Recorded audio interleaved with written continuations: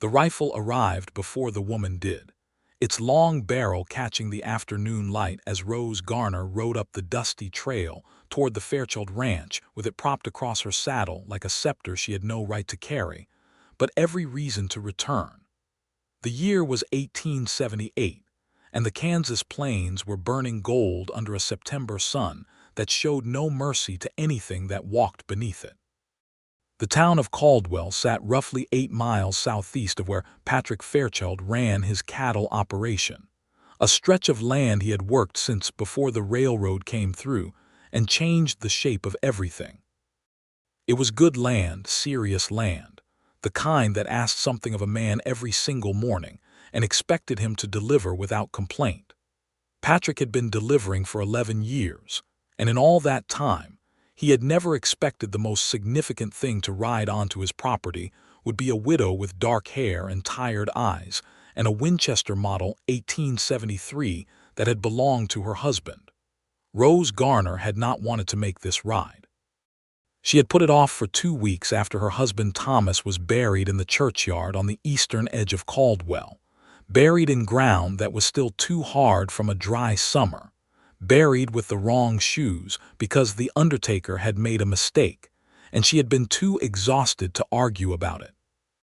She had spent those 2 weeks sorting through Thomas's things, feeding her chickens, speaking to the bank about the loan on their small homestead, and trying to understand how a man who had been alive and eating biscuits and complaining about the quality of local tobacco could simply stop being all of those things in the span of a Tuesday afternoon. A horse had thrown him. It was nothing dramatic, nothing heroic. Thomas Garner had died in the most ordinary way that men in this part of the world could manage, and Rose had been left at 31 years old with a house, a small parcel of land, a flock of chickens, and an outstanding debt to a rancher named Patrick Fairchild who had lent Thomas that rifle 8 months ago when Thomas had gone on about needing extra firepower during a stretch when wolves had been coming too close to the livestock. Patrick Fairchild had lent the rifle without ceremony, the way you lent things to neighbors when the land was wide and the nearest town was a morning's ride. He had not thought much about it after. He had other rifles. He had a ranch to run with 3 hired hands, a herd of nearly 400 cattle, and a house that had been built for a family he no longer had. His wife Clara had died of fever 3 years prior, and his son James, who would have been 9 this past spring, had gone with her the same week. The ranch house still had Clara's curtains in the kitchen windows, faded now to a pale yellow that she would have replaced years ago if she had lived long enough to see them go that color. Patrick had not replaced them. He was not sure why. He told himself he simply had not gotten around to it. He was mending a section of fence on the western edge of his property when he first saw the rider coming up the main trail. The sun was 2 hours from setting, and the air had that particular sharpness that came in September, the kind that reminded you winter was not a rumor but a promise. He straightened from the fence post, shaded his eyes with one hand, and watched the rider take shape from the shimmer of the distance into something specific and real. A woman on a brown mare, sitting straight in the saddle the way women out here learned to sit because slouching was a luxury the land did not offer. Something long and dark was laid across her saddle horn. He did not recognize her at first. He knew most of the people in the surrounding area the way you knew them in a place like this, by face and name and general circumstance, not by intimate detail. But as she came closer and he saw the set of her jaw and the dark hair beneath a plain bonnet that was losing one of its ribbons, he placed her. Thomas Garner's wife. He had met her twice, once at a church social 2 summers ago and once briefly in town when Thomas had stopped to speak with him near the feed store. Rose. Her name was Rose. He set down his fence tool and walked toward the gate that opened onto the main trail, arriving at the post just as she pulled her mare to a stop. She looked at him with the direct, assessing gaze of a woman who had spent the last 2 weeks making hard decisions by herself and had gotten fairly efficient at it. There were shadows beneath her eyes that had the settled look of grief, not the fresh kind that made people wet but the older kind that made them quiet. "Mr. Fairchild," she said. Her voice was clear and carried well, which suggested she was a woman accustomed to making herself heard in wide open spaces. "Mrs. Garner," he said, "I was sorry to hear about Thomas. He was a decent man." "He was," she agreed simply, without the elaborate deflection that people sometimes performed when they were not sure how much grief was appropriate to display to a near stranger. "Thank you for saying so." She reached down and lifted the rifle from across her saddle, holding it out toward him with both hands, the barrel pointed safely skyward. "Thomas borrowed this from you," she said. "8 months back, near about. I found it in the barn when I was sorting things. It only seemed right to return it." Patrick looked at the rifle. It was in fine condition, cleaned and oiled, better cared for than when he had lent it out. Thomas had been meticulous about tools and equipment. He remembered that much from their limited acquaintance. "You rode 8 miles to return that," he said. "It was not quite a question." "My mother raised me to return what wasn't mine," she said. 8 miles is 8 miles, but it's not impossible." He reached up and took the rifle from her, and in the brief moment when both their hands were on it, he noticed that hers were not soft hands. They were working hands, slightly rough at the palms, the hands of a woman who ran her own household without assistance. He stepped back and held the rifle at his side. "I'm grateful," he said.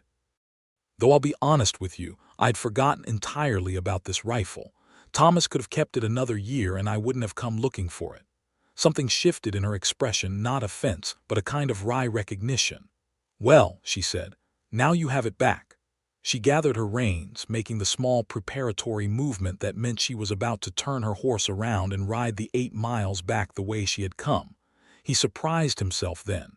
He was not a man who spoke impulsively. He was steady and measured in the way that the land shaped people who lived on it long enough. But something about the image of her riding back alone in the dropping afternoon light, back to a house that now held only her, produced in him a resistance he had not anticipated. "Mrs. Garner," he said, "it's late in the afternoon and you've got a long ride back. I was about to go in for supper. Would you sit down and eat with me before you go? It's nothing fancy, but it's hot and there's enough." She looked at him with those direct eyes, and he had the sense that she was weighing the offer not socially but practically, the way a sensible person weighed any proposition. It was not quite 3 o'clock, so supper was perhaps a generous interpretation of the time of day, but neither of them addressed that particular detail. "That's kind of you," she said. "It's not kindness exactly," he said, which was perhaps the most honest thing he could have said and also the strangest, and he saw the corner of her mouth move in something that was the precursor to a smile, but had not quite committed to being one. "I just think you could probably use a meal you didn't have to cook yourself." She was quiet for a moment. Then she swung down from the mare with the ease of someone who had been getting on and off horses since childhood, and she looped the reins over his fence post with a knot that told him she knew what she was doing with horses. "All right," she said. "I'll sit down to supper." He put the rifle just inside the barn door as he led her toward the house, and the thought struck him that he had not asked a single question about returning it. He had simply set it down and turned his attention to the woman who had brought it. He did not examine this too carefully at the time. It seemed like the natural order of things, the way certain objects in your life become less important the moment something more significant steps into the frame. The ranch house was a good-sized structure for the area, built from timber and stone in the practical fashion of men who intended to stay. Clara had made it warm once with small touches, a braided rug near the fireplace, a painted tin on the kitchen shelf, those curtains in the kitchen windows that were now the color of old straw. Patrick had kept the house clean in the bare, functional way of a man living alone, which meant it was not dirty, but it lacked the particular quality of a home that is being actively lived in rather than merely occupied. Rose noticed things. He could tell she was noticing things because she had the attentive quality of someone who understood houses, who had learned to read what they said about the people inside them. She noticed the curtains. He saw her notice them, the slight pause of her gaze at the window before she moved to the table and sat down in the chair he pulled out for her. "You have a good house," she said, and she meant it as more than a social nicety. She meant it as a statement about the bones of the thing, the structure, the care that had gone into building it. "It was better when my wife was in it," he said, and then immediately wondered why he had said that. He did not typically offer personal information about Clara to near strangers, but there was something about Rose Garner that seemed to create a kind of direct gravity, an invisible pull toward plain truth. "She passed 3 years ago. Her and our boy both." Rose looked at him without the performative pity that he usually encountered when people learned this information. She looked at him as one person who understood the particular weight of that kind of loss looks at another. "I'm sorry," she said simply. "That's two heavy things at once." "It was," he said. "It still is some days." He went to the stove where a pot of beef stew had been sitting on low heat since midday, the product of that morning's work when he had decided it was time to use up the remaining root vegetables before they went soft. He ladled it into 2 bowls and set them on the table with a pan of cornbread that was slightly past its best hour but still perfectly edible, and a pitcher of water and 2 cups. They sat across from each other at the heavy oak table that Clara had picked out from a catalog, and that Patrick had received in pieces, and assembled himself over the course of a rainy weekend in the spring of 1873. He remembered that weekend because it had been the last easy, uncomplicated time before everything changed. Rose picked up her spoon and ate with the focused attention of someone who was indeed very hungry. After a few moments she looked up. "This is good stew," she said. "You cook well for a man living alone." "I cook adequately for a man living alone," he said. "My housekeeper, Mrs. Prentice, used to come twice a week, but she moved to Wichita with her daughter last spring. Since then I've been managing on my own." "Managing is an honest word for it," she said, and there was something in her tone that was neither unkind nor dismissive, but rather the comfortable assessment of someone who also knew what managing alone actually felt like. He broke off a piece of cornbread and passed the pan toward her. "How are you holding up?" he asked. "With the homestead?" She considered the question with the seriousness it deserved. "The chickens are fine," she said. "The land is manageable. Thomas had a small loan with the bank and I've spoken with them about it. They're not unreasonable men for bankers." She paused. "What's harder is the winter coming." "Thomas did the heavy work, the firewood, the repairs. I'm not helpless, but there's only so much one person can do before the first snow comes." Patrick nodded. He understood this more practically than sympathetically, having spent 3 winters alone on a ranch that was much larger than her homestead, and having learned through hard experience that the land did not adjust its demands based on how many people were available to meet them. "Do you have family nearby?" he asked. "My sister is in Oklahoma Territory," she said. "My parents are gone. Thomas had a brother in St. Louis who sent a letter after the funeral, a very polite letter." She said this with a faint, dry note that communicated everything about how little practical comfort polite letters from distant relatives provided. "I have a hired man, Elias, who cuts wood on the side in the fall season," Patrick said. "He's good at it and he's honest. If you need wood before winter, I can send him your way at a fair price." She looked at him with an expression that was careful and genuine both at once. "That would be helpful," she said. "Thank you." "It's nothing," he said. "I told you Thomas was a decent man. Looking out for his family is just the right thing." "Not everyone thinks so," she said. "There are plenty of decent men whose neighbors forgot them the week after the funeral." "Well," Patrick said, "I didn't forget." They ate in a silence that had lost its awkwardness somewhere between the first course and the cornbread, the kind of silence that 2 people fall into when they are comfortable enough not to need words to fill every space. Outside the window, the September light was softening toward the golden hour, and somewhere across the yard, one of his ranch dogs was barking at something with the lazy, half-hearted bark that meant it was a rabbit or a shadow rather than anything of consequence. She told him about Thomas, not in the grief-saturated way of someone working through fresh loss, but in the way of someone who wanted to make sure a person they respected was remembered accurately.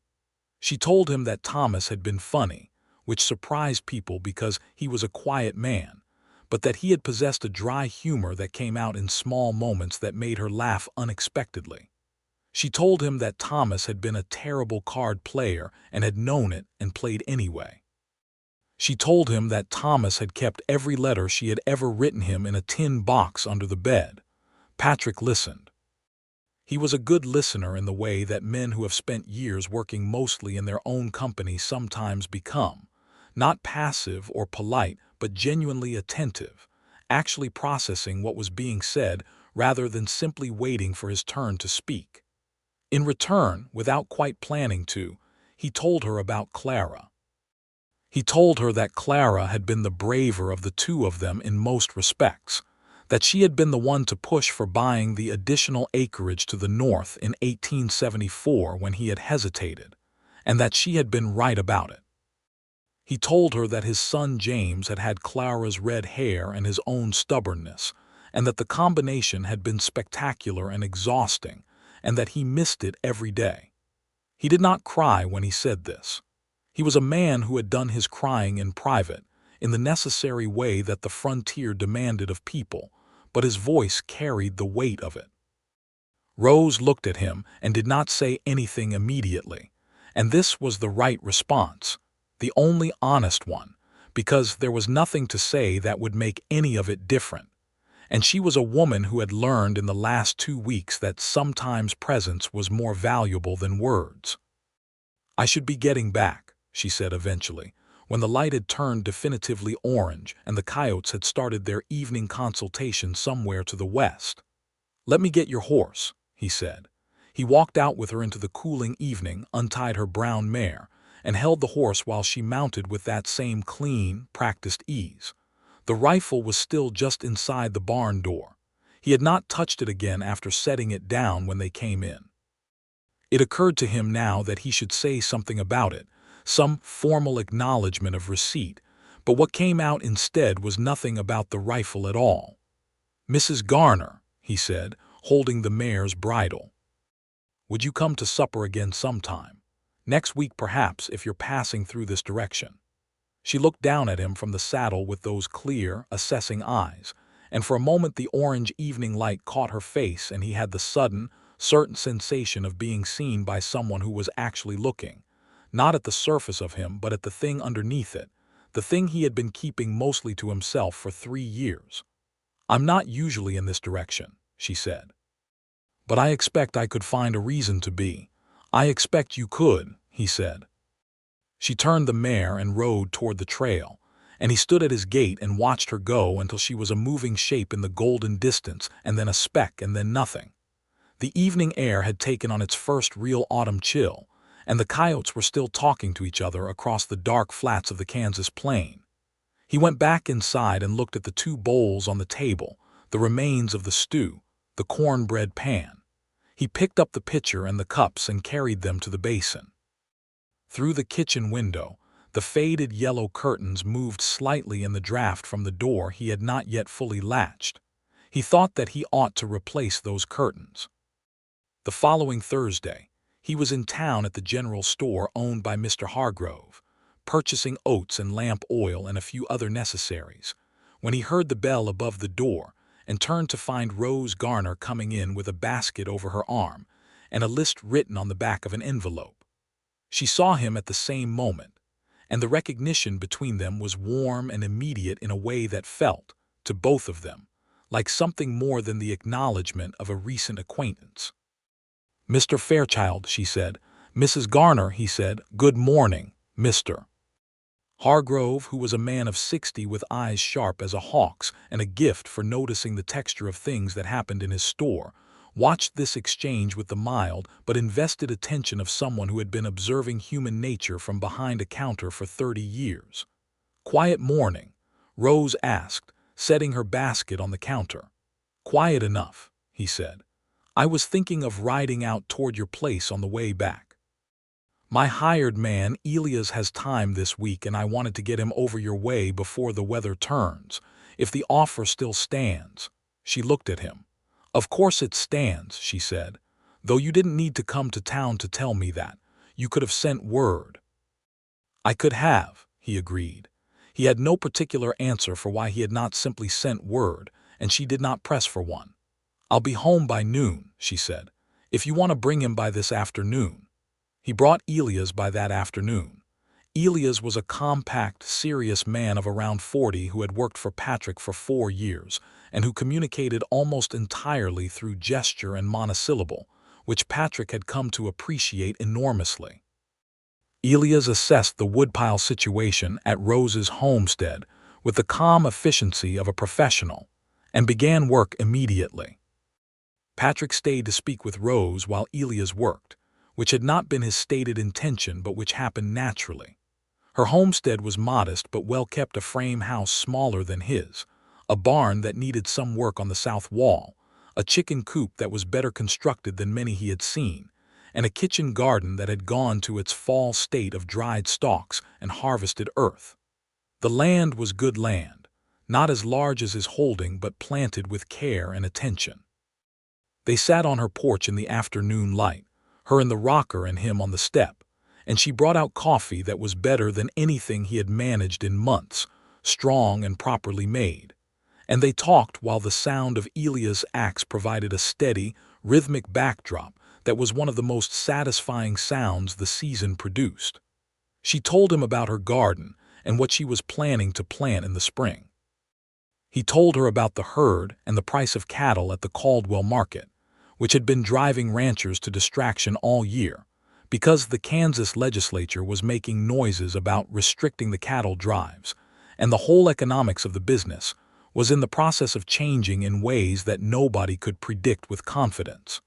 She listened to this with genuine interest rather than polite tolerance, asking questions that showed she understood the practical consequences.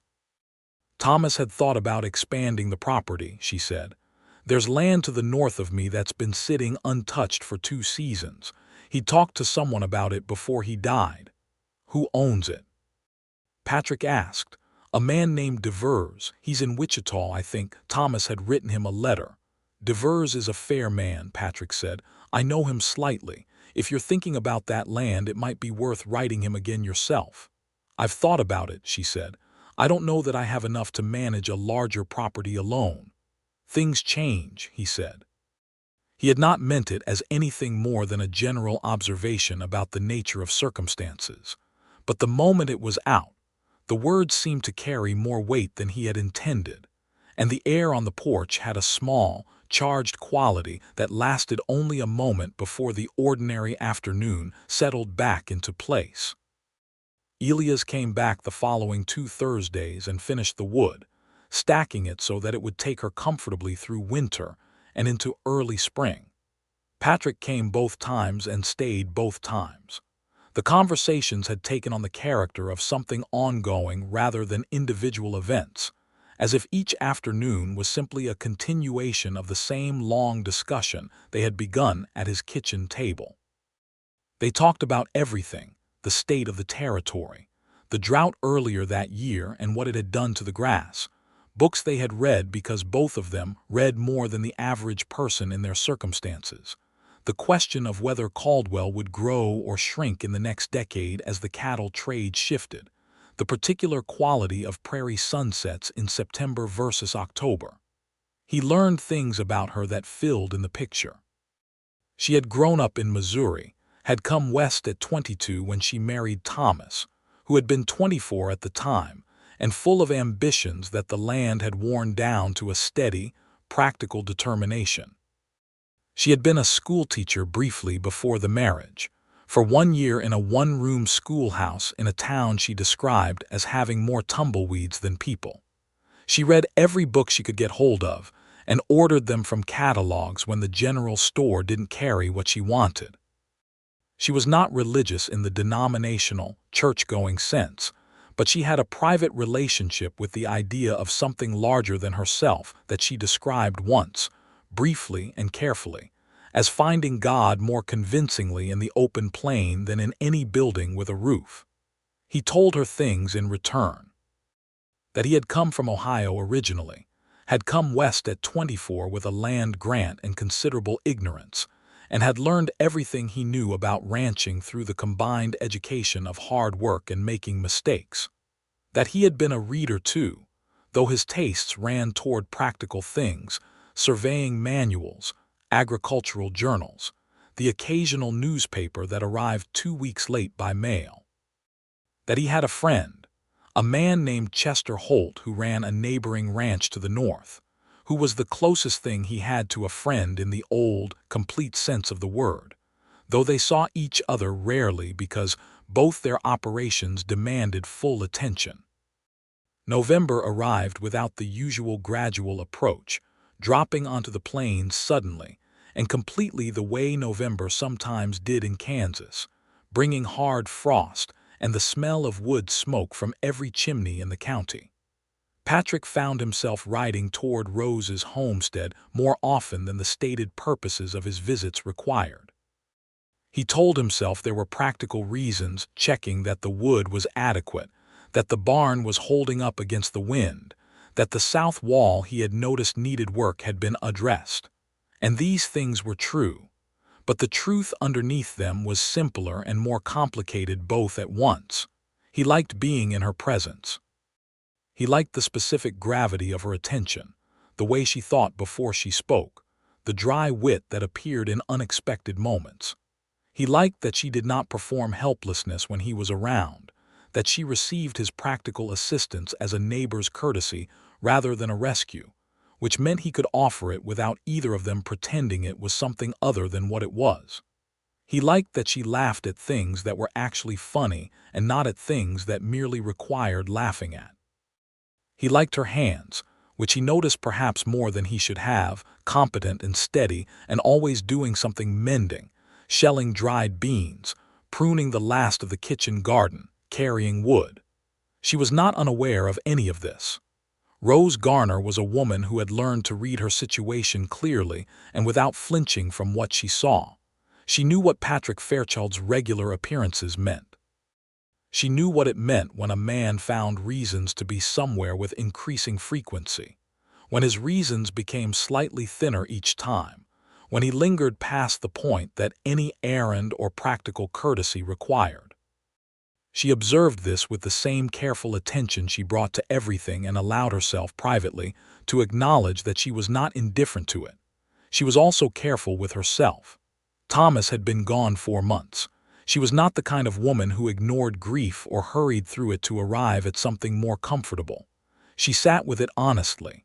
But grief, she had discovered, did not require exclusivity.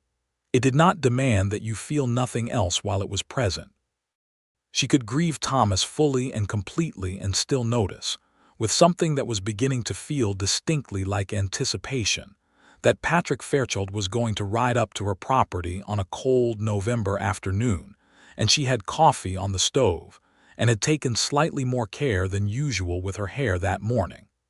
The afternoon he came with Chester Holt was different from the others. Chester Holt was a large, sun-darkened man of about 45 with a booming voice and the comfortable manner of someone who had long since decided he liked people and saw no reason to pretend otherwise. Patrick had brought him to discuss something about water rights on a creek that ran along the boundary of both their properties, and Rose had come out of the house to find the two men talking by the fence.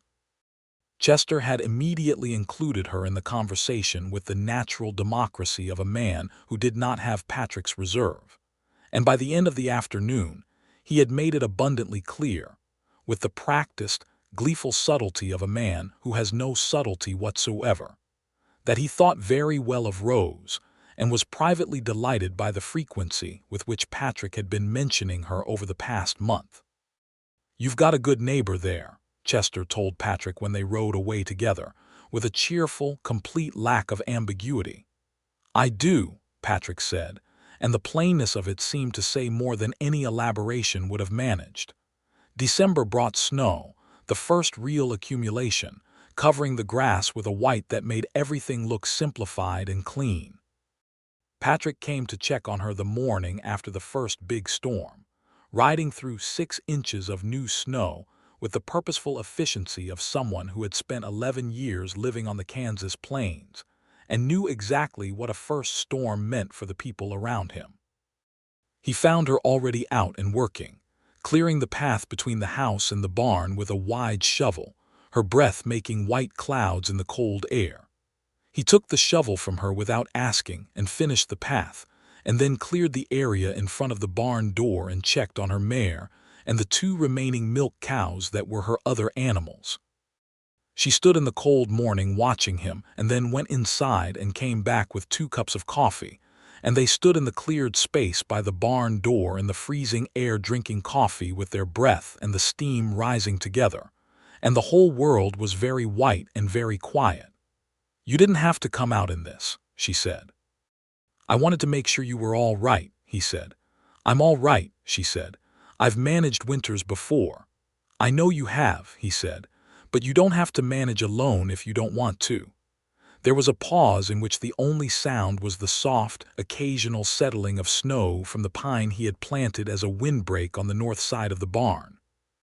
"Patrick," she said, and it was the first time she had used his given name, a small but very specific step across a threshold, and they both noticed it in the particular way you notice the first time a door opens that has been closed. He looked at her.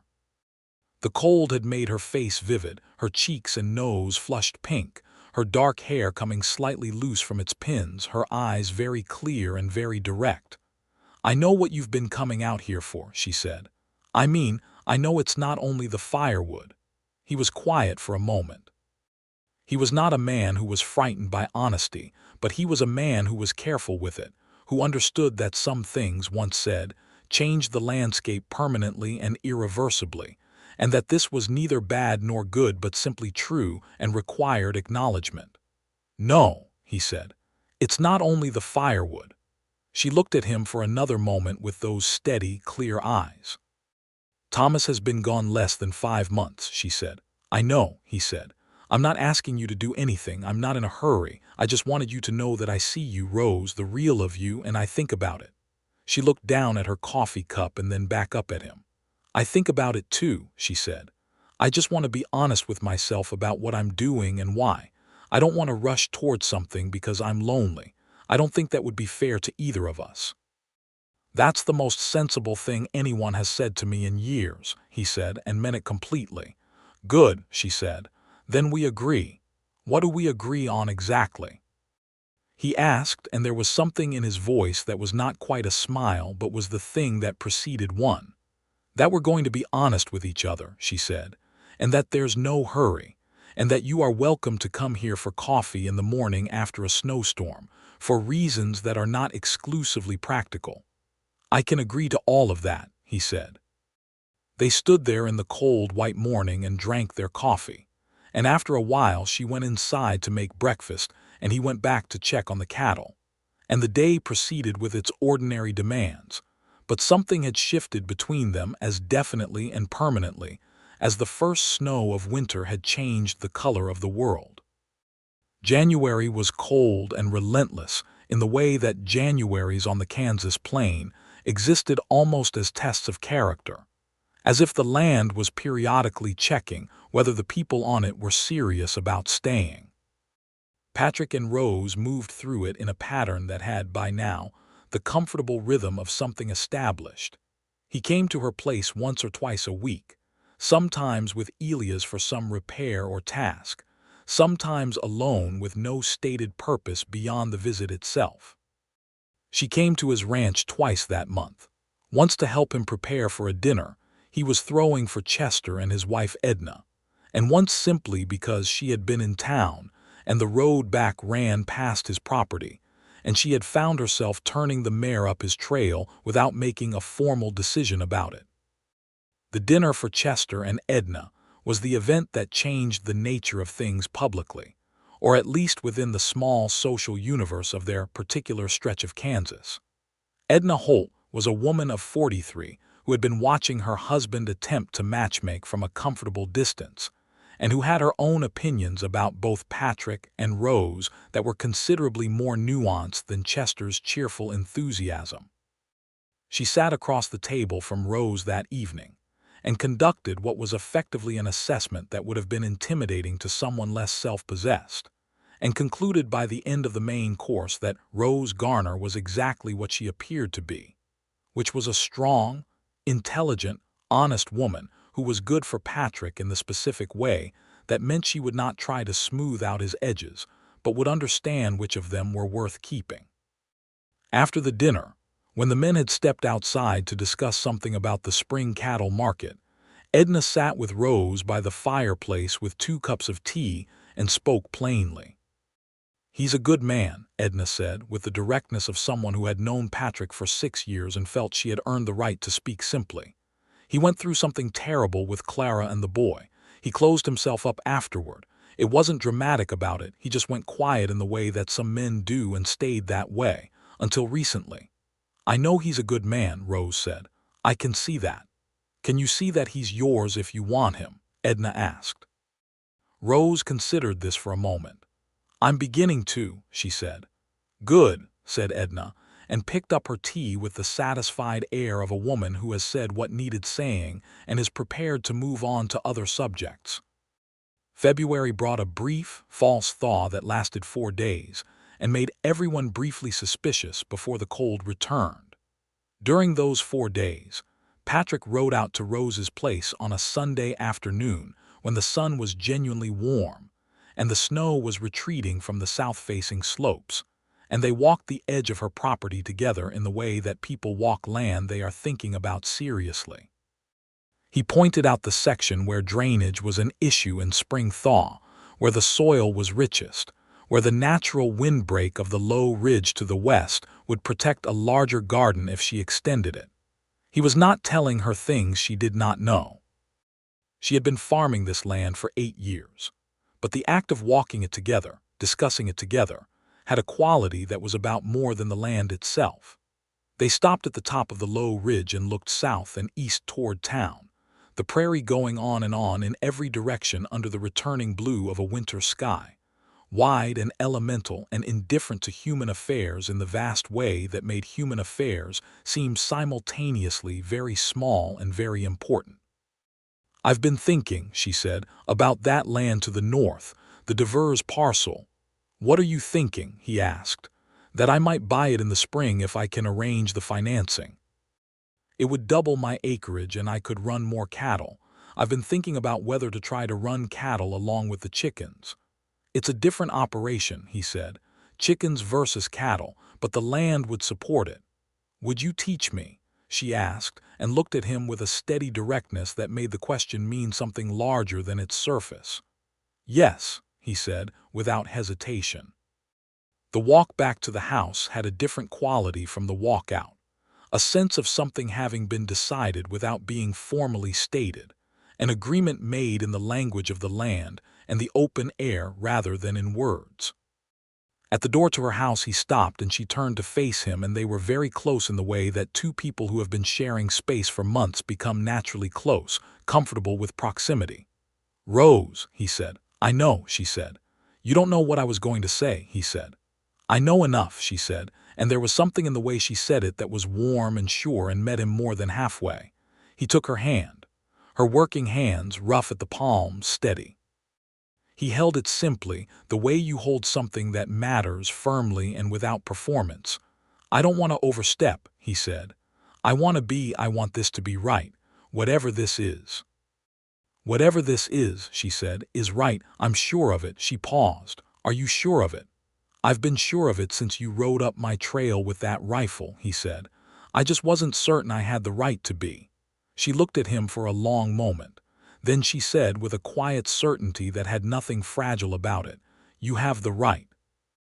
March came in with wind and rain and the particular muddy struggle of the plains in early spring, when the frozen ground released its water all at once, and the trails became treacherous, and the cattle were restless, and every rancher and farmer in the county was simultaneously exhausted and urgently busy. It was not a romantic month. It was a month of work, of boots caked with mud, of hands perpetually rough and tired, of problems with fence posts that the frost heave had displaced and stock that needed vaccinating and seeds that needed ordering.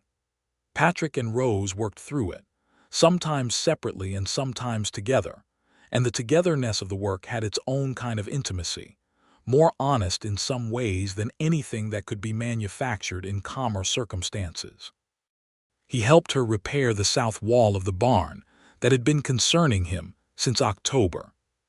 She helped him when 3 of his cattle wandered through a broken fence section onto the road and needed to be collected and brought back, arriving at exactly the right moment with her horse and the useful, unceremonious competence that he had come to value beyond almost any other quality in a person. Chester Holt had watched all of this from his comfortable distance and had, sometime in February, stopped pretending that his interest was anything other than complete and gleeful investment in the outcome. He had taken to greeting Patrick with questions about Rose's health and well-being that were asked in the tone of a man who considers himself a stakeholder in the proceedings. Patrick bore this with the patient, slightly exasperated tolerance of a man who has known someone long enough that their most irritating qualities have become almost endearing. "When are you going to ask that woman to marry you?" Chester said one morning in March when they met at the water rights boundary to discuss the spring flow. "Chester," Patrick said. "I'm asking in a supportive capacity," Chester said, unapologetically. "We've known each other 6 months," Patrick said. "You've known what you felt about her since October," Chester said, with the accuracy of a man who has been paying attention. "That's 5 months of knowing something and not doing anything about it." "She was widowed in August," Patrick said. "She was," Chester said, "and she's not a woman who needs someone to tell her when she's ready for something. She knows her own mind." Patrick did not argue with this because it was entirely true. He had been thinking about it. He had been thinking about it with the careful, serious consideration he brought to any decision that was going to permanently change the shape of his life. He thought about whether it was too soon, whether Rose would feel it was too soon, whether the wanting of it was based in the right things or in loneliness and habit, and the comfort of a presence that had become necessary to his days. He examined his reasons with the ruthless honesty he applied to himself in private moments, and what he found, underneath every layer of examination, was something very simple. He wanted to build something with this woman. He wanted to share the work and the land and the table and the long, quiet evenings and the hard winters and the springs that came after them. He wanted to be the person she called when something went wrong and the person she told when something went right. He had felt this before, years ago with Clara, before loss had convinced him that wanting things was its own risk. But Rose had done something to that conviction. She had not tried to. She had simply shown up with a rifle and stayed for supper and been herself, completely and without compromise, and the effect of that had been to convince him that wanting things was actually the only honest position available. He decided, with the directness of a man who had examined the question from every angle and arrived at his answer, to ask her. He had planned to do it in a particular way. He had thought about it. He had some idea of a Sunday afternoon, a walk perhaps, something with some degree of intention and setting.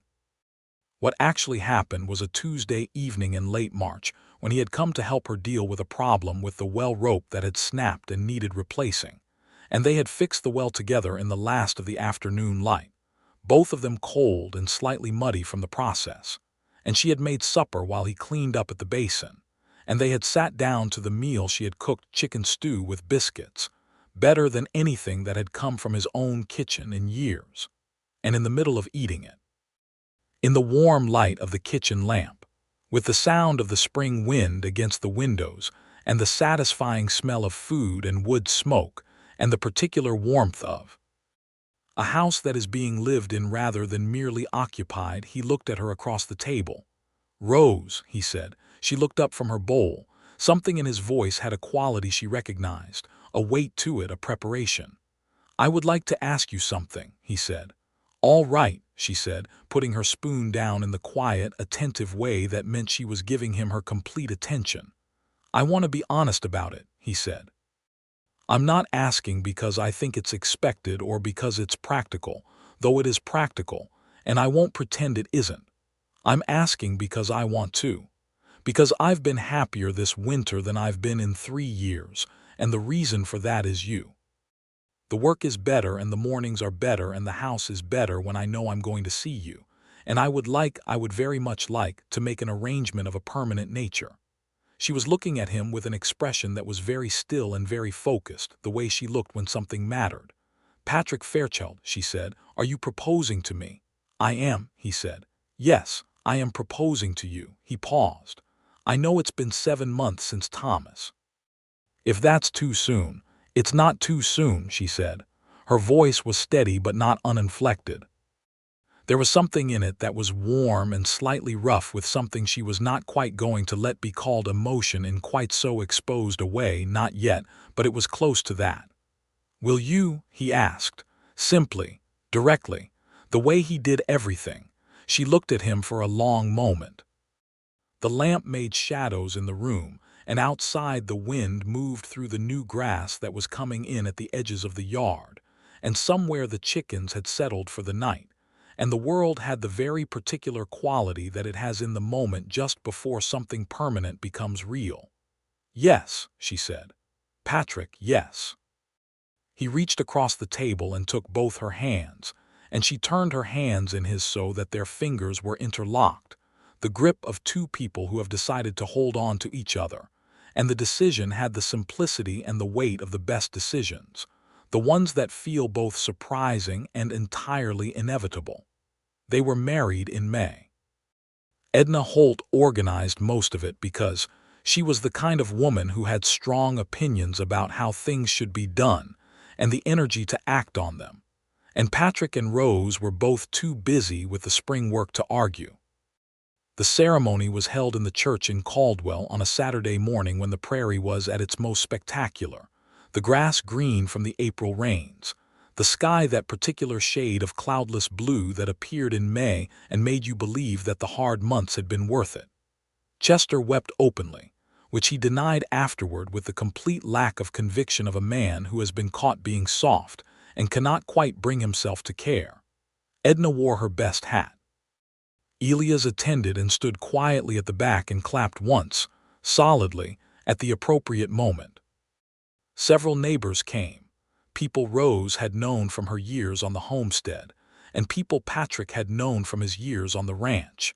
And they made a gathering that was not large but was warm in the way that gatherings are warm when the people in them actually mean the things they're saying.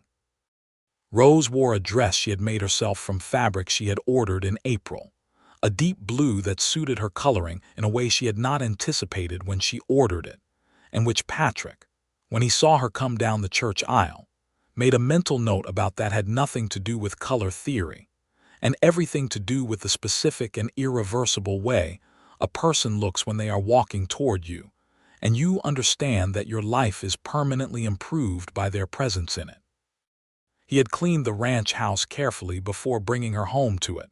More than cleaned, he had made some decisions.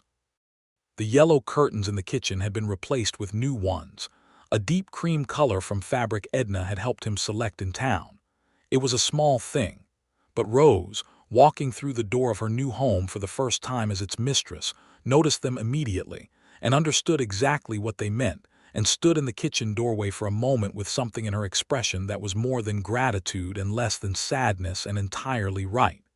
"You changed them," she said. "It was time," he said. "Clara would have changed them herself 3 years ago." Rose nodded. She understood what it meant for him to say that, to place Clara in the sentence that way, as someone remembered with love and without guilt, as someone whose absence was grief but not debt. "I like these," she said. "Good," he said. "You can change whatever you want. It's your house now." "It's our house," she said, which was the right answer. The summer of 1879 had the quality of a beginning. Rose brought her chickens to the Fairchild Ranch and built them a better coop with Patrick's help, and doubled her flock within 2 months. She learned more about the cattle operation, riding with Patrick in the mornings with the serious, attentive purpose of a person who means to understand what they're doing, asking questions that surprised him with their precision. She organized the house in ways that made it work better without erasing the things that had made it a home before. Clara's braided rug stayed near the fireplace, because it was a good rug and there was no reason to remove it, and Rose had a sensibility that distinguished between honoring the past and being imprisoned by it. Patrick watched her become the center of the ranch in the way that a person who belongs somewhere installs themselves naturally, without force. The hired hands, Elias and two younger men named William and Joe, adjusted to her presence with the inevitable adaptation of people who are presented with competence and respected. Joe, who was 23 and somewhat reckless in the way of young men with too much energy and not quite enough direction, was the last holdout in his uncertainty about having a woman involved in ranch decisions. But Rose disarmed him not by asserting her authority but by asking his opinion about something he knew well, the condition of the pasture fence to the north, and genuinely using his answer. After that, he was straightforwardly devoted to her. She bought the Devers land in July. She had been in correspondence with Devers since April and had negotiated the price herself, coming to Patrick with the final number and the terms, and asking him to look it over not because she needed his approval but because she valued his knowledge of land transactions and trusted his eye for a fair deal.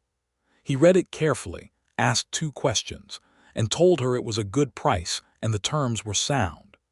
"You did well," he said. "I know," she said, with the clean confidence of a woman who knew her own competence. The additional land extended their operation in a way that made the whole enterprise more solid, more sustainable. They planted a portion of it in hay for winter feed and ran some younger cattle on the northern pasture. It was not a dramatic expansion, but it was a thoughtful one, the kind that would compound over years into something substantial. August came and went in heat and work, and the long evenings that August on the prairie provided, when the sunset lasted longer than anywhere else you had ever been, and the sky turned colors that seemed excessive, and the coyotes started early, and the whole world smelled of dry grass and warm earth. Patrick and Rose sat on the porch in those evenings after the day's work was done, sometimes talking, sometimes reading, sometimes simply being in the same space in the way that people do when the need to perform for each other has completely dissolved, and what's left is just the quiet company of 2 people who have agreed to share their existence. He watched her in those evenings. He watched her read, the small line between her brows when something absorbed her, the way she turned pages without looking away from the text, the occasional small sound she made when something in the book surprised or amused her. He thought about what Chester had said the previous March, that he'd known what he felt since October, and recognized that this was true, that something had been moving in him from that first afternoon at his gate when she had ridden up with the rifle and the direct eyes and the sensible determination, and that it had been moving toward these evenings on the porch, this specific woman with this book in this fading August light, and the overwhelming and uncomplicated rightness of all of it. "You're looking at me," she said, without looking up from her book. "I am," he said. "Why?" She looked up then with a small smile that had nothing coy about it and everything affectionate. "Because it's a better view than the sunset," he said, which was not the kind of thing he usually said and which surprised them both slightly, and she laughed, a genuine laugh, the kind that took over her face completely for a moment, and then went back to her book, and he went back to looking at the sunset, and the evening continued. In September, exactly 1 year after Rose had ridden up his trail with the Winchester, she told him she was expecting. She told him in the morning before the day began, sitting at the kitchen table with her coffee in the direct way she did everything. She said, "Patrick, I'm going to have a baby." He looked at her across the table and felt something expand in his chest that had nothing to do with anatomy. "When?" he asked. "April or May, I think," she said. He got up from his chair and came around the table and took her face in his hands and kissed her with a thoroughness that communicated everything he could not quite organize into sentences in that moment, and she put her hands over his and held them against her face, and they stayed like that for a long, suspended moment in the kitchen with the morning light coming through the cream curtains. "You're happy," she said, which was not a question. Yes," he said. "I'm very happy." "Good," she said. "Because I am too." The autumn of 1879 moved through its paces with the particular intensity that came from having something to prepare for. Patrick worked the ranch with a focused urgency that Elias noted, and William and Joe followed without comment. Rose managed the domestic side with her usual efficiency, but with a new layer of planning that involved more thought about the future than she had been accustomed to allowing herself since Thomas's death. She had spent a long time thinking only in seasons, in the immediate terms of survival and management, and there was something both strange and deeply satisfying about planning in years now, in the longer horizons that opened up when you had stopped merely getting through things and started genuinely building something. Chester and Edna were delighted by the news in their respective characteristic ways. Chester loudly and immediately, and with a speech about the next generation of Fairchild ranchers that made Patrick close his eyes briefly in patient exasperation, and Edna quietly, and with the specific warmth of someone who remembered what this news had meant once before, and was aware of its weight in both its joy and its vulnerability. Edna spoke to Rose alone one afternoon in October, when the two women were in Edna's kitchen putting up the last of the season's apple preserves. "Are you frightened?" Edna asked, with the directness that Rose had come to admire and expect from her. "Some," Rose said without pretending otherwise. "I'm 32, I know what can happen." "You're healthy and strong," Edna said, "and you have people around you this time." "I had people around me before," Rose said. "I had Thomas." She paused, working the spoon in the preserving pot. "But it's different now, more settled maybe, more, I don't know the right word, more built." "Built is a good word," Edna said. "I lost a baby once before," Rose said, quietly and without drama, stating a fact that she had never stated to anyone in Caldwell. 2 years after we married, before I could feel it move. He was kind about it, but we didn't talk about it very much. That was how he was." "He was kind but not—" She stopped. "Patrick is a talker," Edna said it with the fondness of someone who knows this is not entirely accurate but is directionally true. "He listens," Rose said. "That's what he is. He's a listener." "Yes," Edna said. "He is." The winter of 1879 into 1880 was one of the harder ones in memory, with ice storms in January that kept everyone close to their homes for 10 days straight and temperatures that challenged every precaution.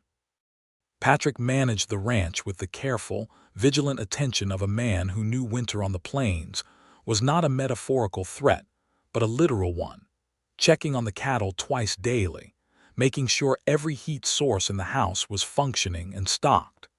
He would not let Rose do the heavy outdoor work in her condition, which she accepted with the pragmatism of a woman who understood the logic of this even when the inactivity frustrated her. He read to her in the evenings, both of them by the fire with the lamp between them, him reading aloud from whatever book was current, while she did the smaller, hand-based tasks that did not require strenuous effort: mending, knitting, the careful work of making small garments for a child that was not yet present but was becoming more real with every month. He was not a natural reader aloud. His voice was too measured and steady for dramatic delivery, but she liked the sound of it, and he liked having something useful to do with the evenings, and between them they got through 2 books in January alone. The isolation of the storms produced its own intimacy. They had been married 8 months and had never spent quite this much uninterrupted time in each other's presence. And the result was not the claustrophobia that too much proximity sometimes generated between people, but something else, a deeper settling, a more complete knowledge of each other's private habits and thoughts, and the specific textures of each other's company. She learned that he woke very early, earlier than she had understood from his morning routine when she was around, and that he used the pre-dawn time to sit with coffee and think without speaking, which she recognized as necessary and respected without disturbing. He learned that she occasionally talked to herself when she was working through a problem, not out loud in sentences, but in a quiet, private murmur that was half thought and half address, and that the appropriate response was nothing.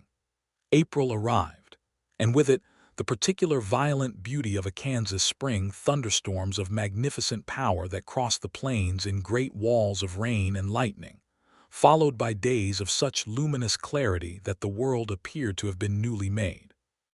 The grass came up dense and green, the garden came in faster than expected from the extra moisture, and the cattle began calving in the steady, exhausting rhythm of a ranch in spring. Rose's time came on the 17th of April.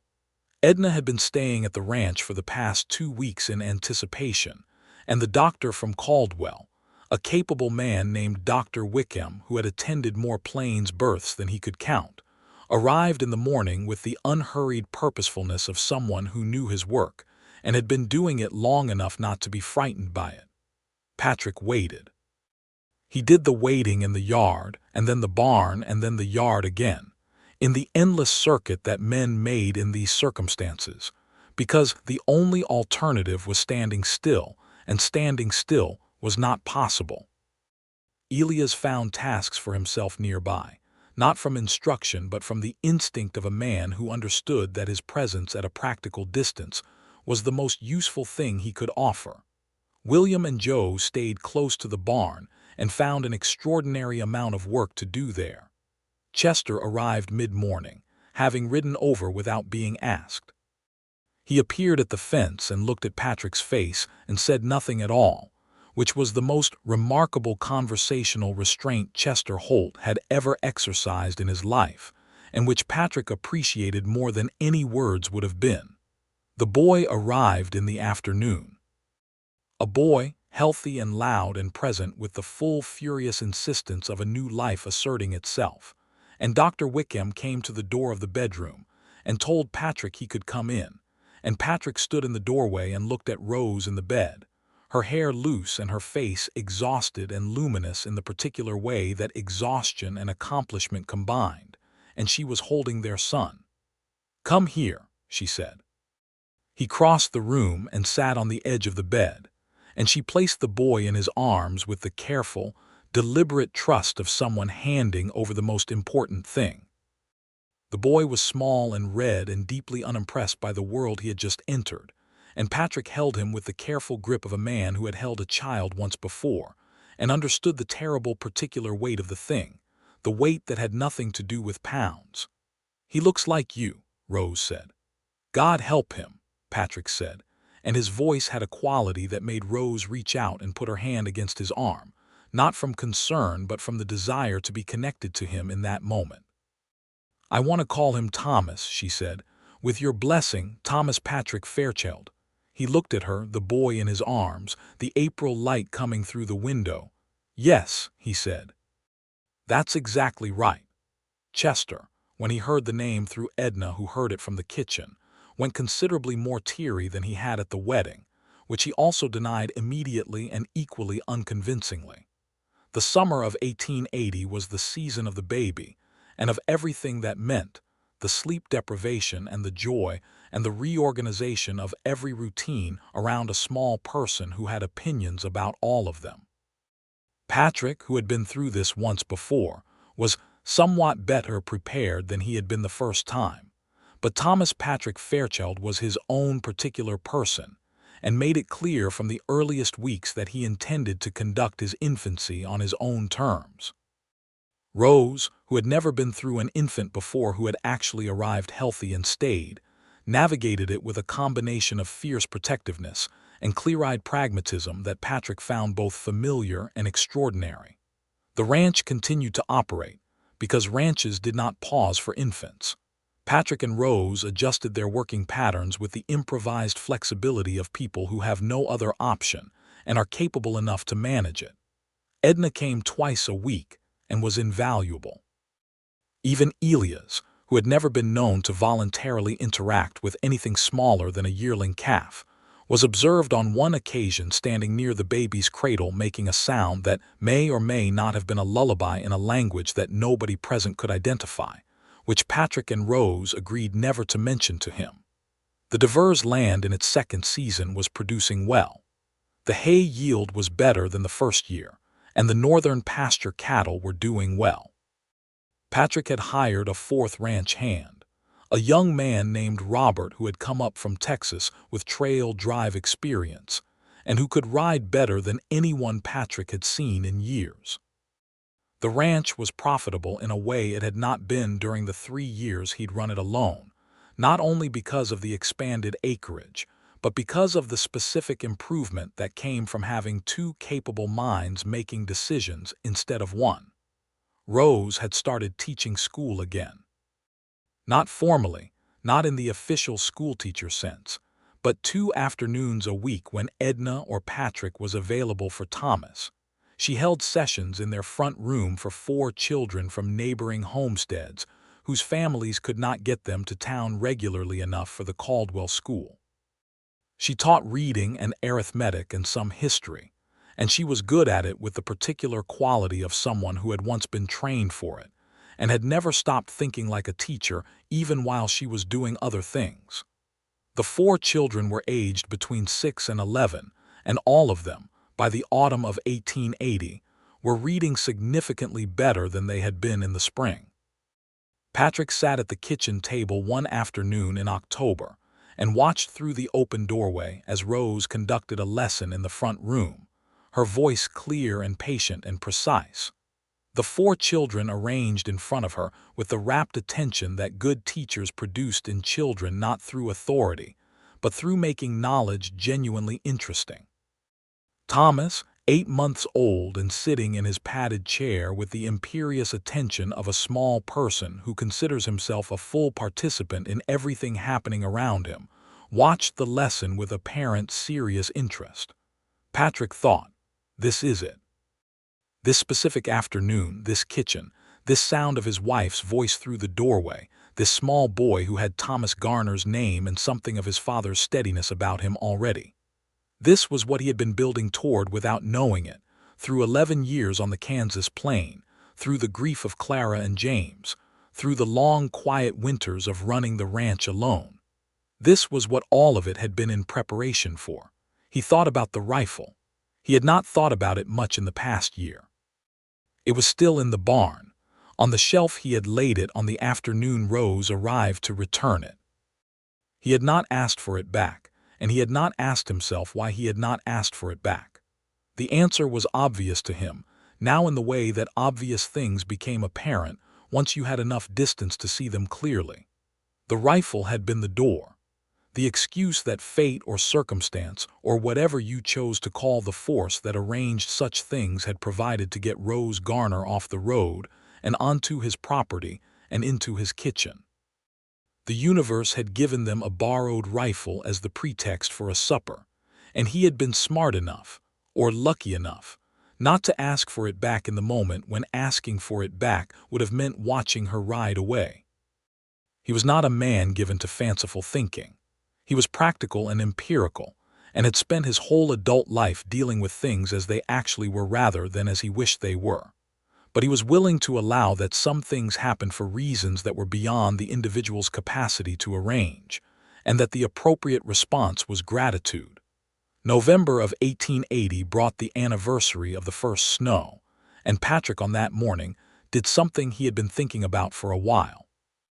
He went to the barn and took the Winchester Model 1873 from the shelf where it had rested for 14 months, cleaned it thoroughly, oiled it properly, and brought it into the house. Rose was in the kitchen feeding Thomas his morning meal, which Thomas was accepting with the cheerful, enthusiastic approach to food that suggested he was going to be a large man eventually. She looked up when Patrick came in. "I found something that belongs to you," he said. He set the rifle on the kitchen table. She looked at it and then looked at him. "Patrick," she said, "that's not mine, that was always yours." "I know," he said, "but it came with you, so it seems right that it should stay." She looked at him for a moment with the expression that she had for moments when she was fully present to something, not the competent, practical expression of daily life, but the other one, the one that was deeper and less guarded.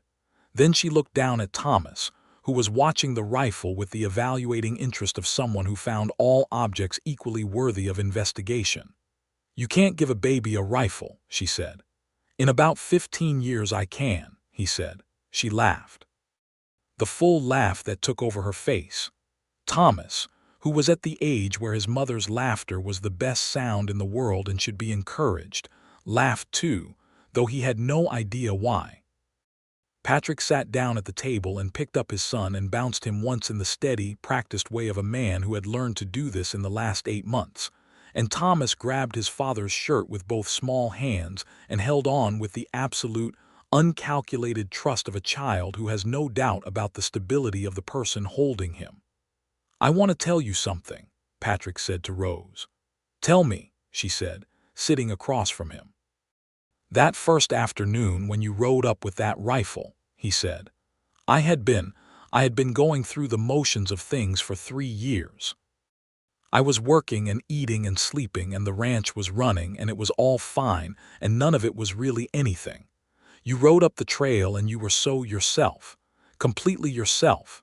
No performance to it, no calculation. You just were exactly what you were, and you handed me that rifle and you were about to turn your horse around and ride back 8 miles on your own, and I thought—" He paused. "What did you think?" she asked. "I thought, if this woman rides away, I'm going to regret it for the rest of my life," he said. "And so I asked you to stay for supper." She was quiet for a moment. Outside the kitchen window, the November plains were beginning their daily drama of cloud and light and immensity. "I thought about turning back 3 times on the way here," she said. "The first time when I left my property. The second time somewhere around the 2-mile mark.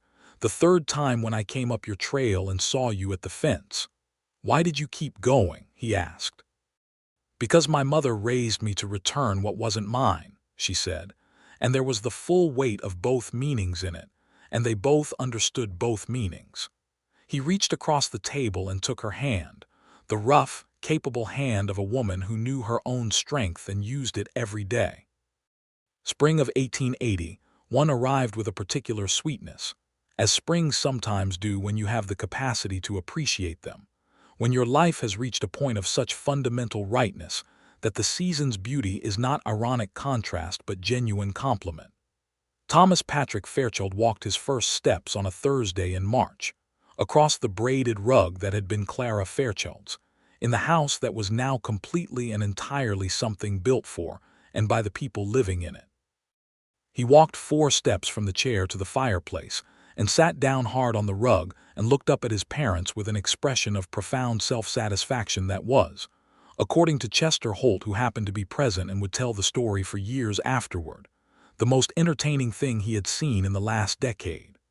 Patrick reached the baby first, scooping him up and holding him level with his face and saying, in a voice that was not quite steady, "Good job, boy."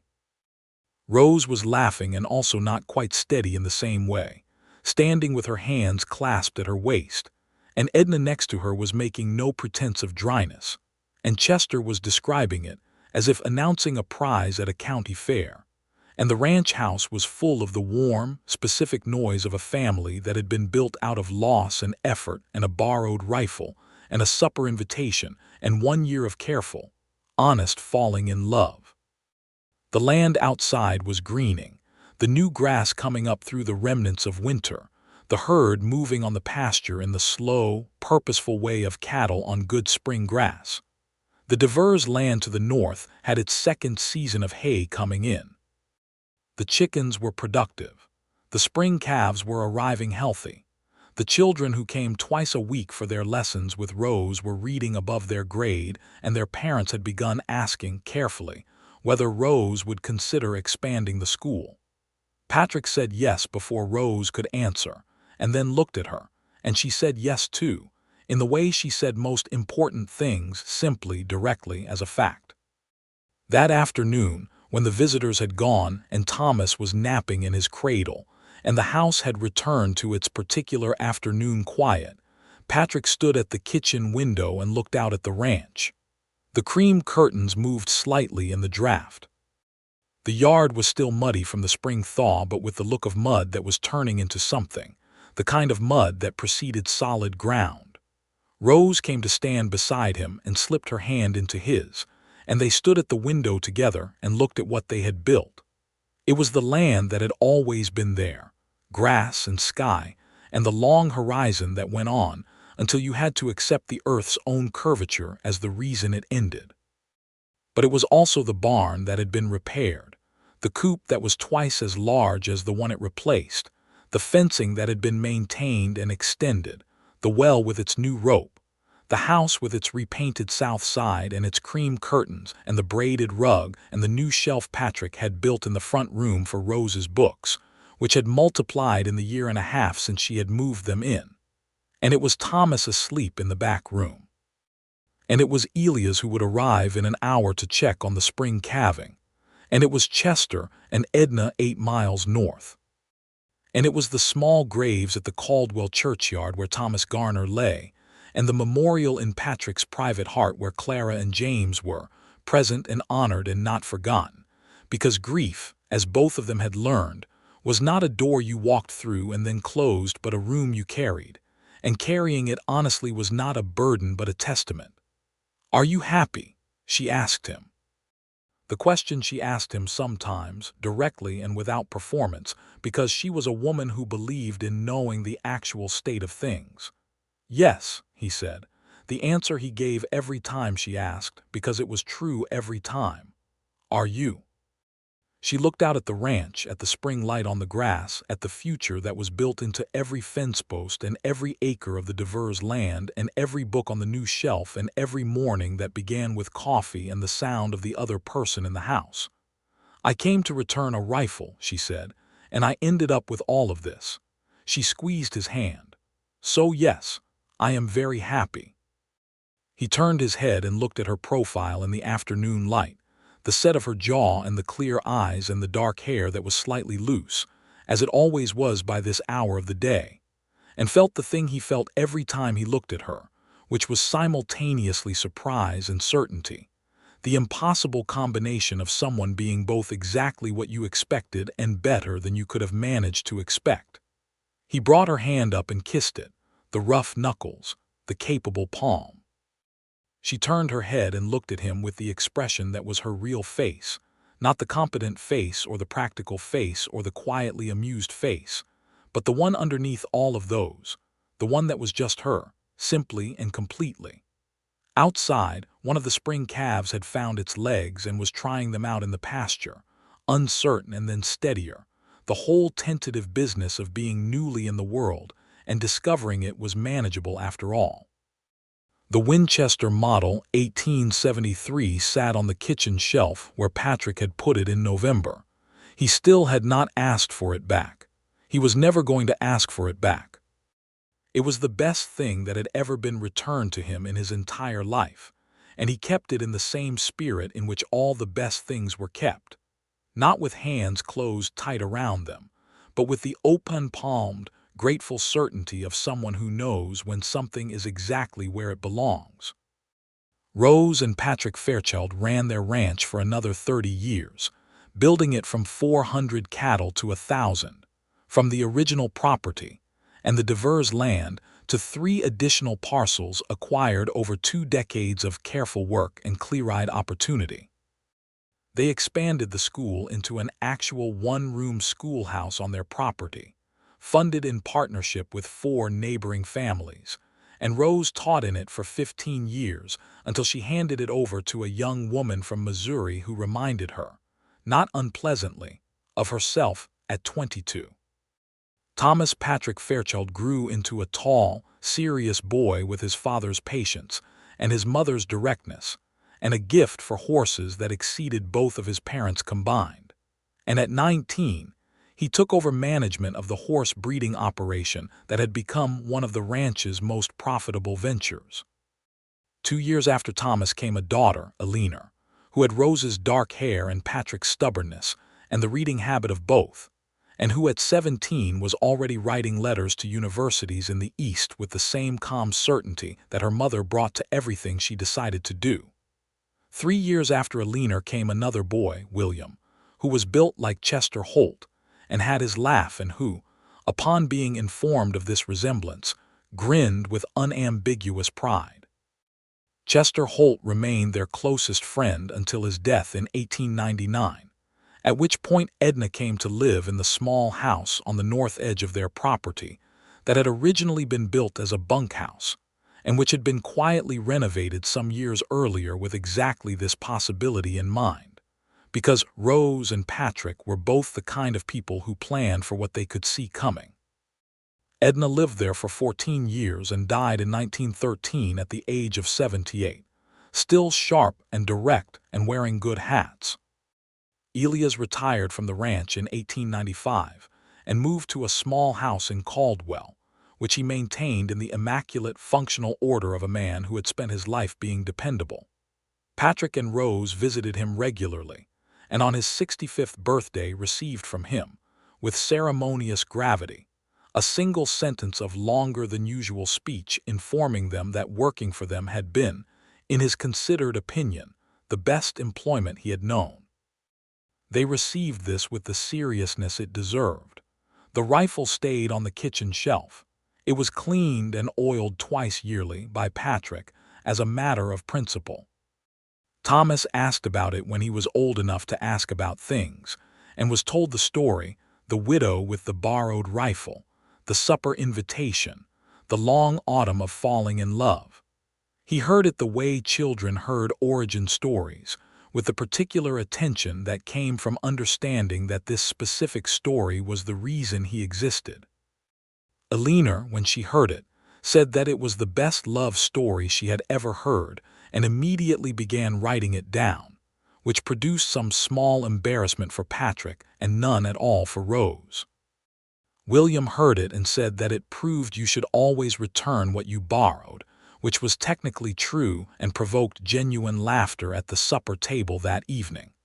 On the 25th anniversary of their wedding, in May of 1904, Patrick gave Rose a new rifle.